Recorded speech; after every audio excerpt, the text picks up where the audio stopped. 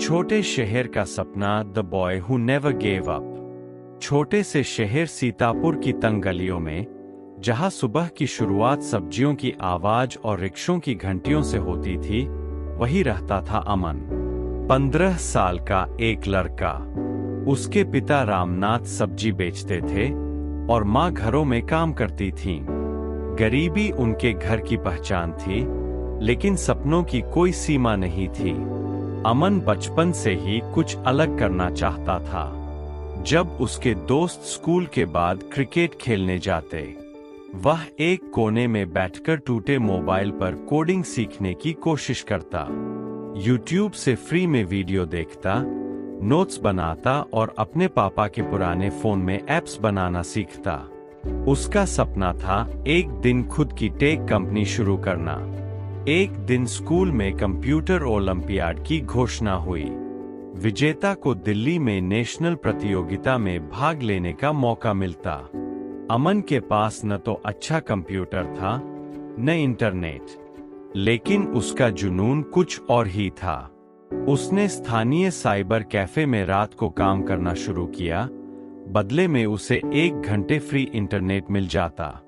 जब उसने अपने पापा को बताया कि वो दिल्ली जाना चाहता है, उनके चेहरे पर चिंता की लकीरें उभर आईं। बेटा, हमारे जैसे लोग ऐसे बड़े सपने नहीं देखते। पढ़ ले, अच्छा क्लर्क बन जा। माँ भी डर गई। इतना खर्चा कहाँ से आएगा बेटा? अमन उदास हो गया, लेकिन उसने हार नहीं मानी। स्कूल के कंप्यूटर टीचर शेखर सर ने उसकी मेहनत देखी थी। उन्होंने अमन को लैपटॉप उधार दिया और कहा, तू हार मान जाएगा तो तेरे जैसे हजारों बच्चों का सपना टूट जाएगा।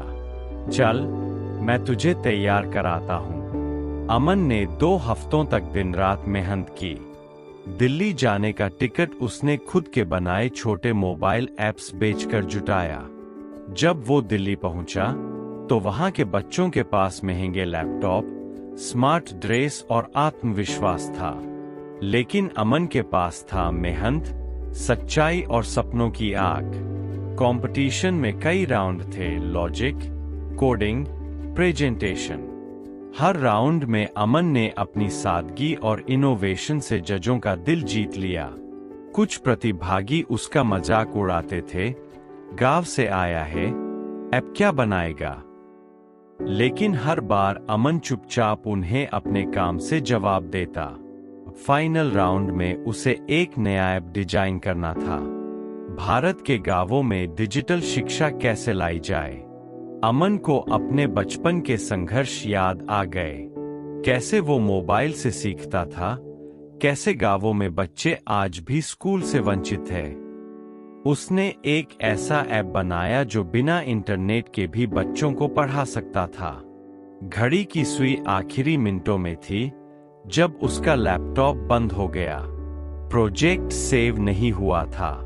सब कुछ खत्म लग रहा था। लेकिन तभी उसने एक सफेद बोर्ड मांगा और पूरे ऐप की कार्यप्रणाली अपने हाथों से समझा दी। पूरा हॉल तालियों से गूंज उठा। जजों ने कहा, तुम सिर्फ एक ऐप डेवलपर नहीं हो, तुम एक विजनरी हो। अमन ने नेशनल प्रतियोगिता जीत ली। उसे आईआईटी दिल्ली की स्कॉलरशिप मिली और एक इंटरनेशनल टेक कंपनी से इंटर्नशिप ऑफर भी। जब अमन वापस सीतापुर लौटा, तो पूरा मोहल्ला उसका स्वागत करने आया। पापा की आंखों में आंसू थे।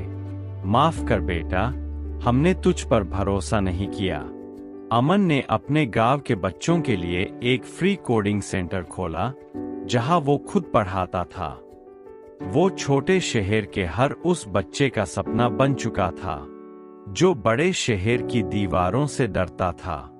बाद में उसने खुद की कंपनी शुरू की, देहाती टेक, जिसका मकसद था गांवों में डिजिटल साक्षरता और रोजगार लाना।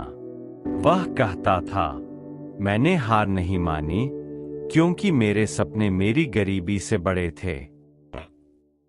मोरल: हार मानने से पहले एक बार और कोशिश करो। कभी कभी आखिरी कोशिश ही जीत होती है।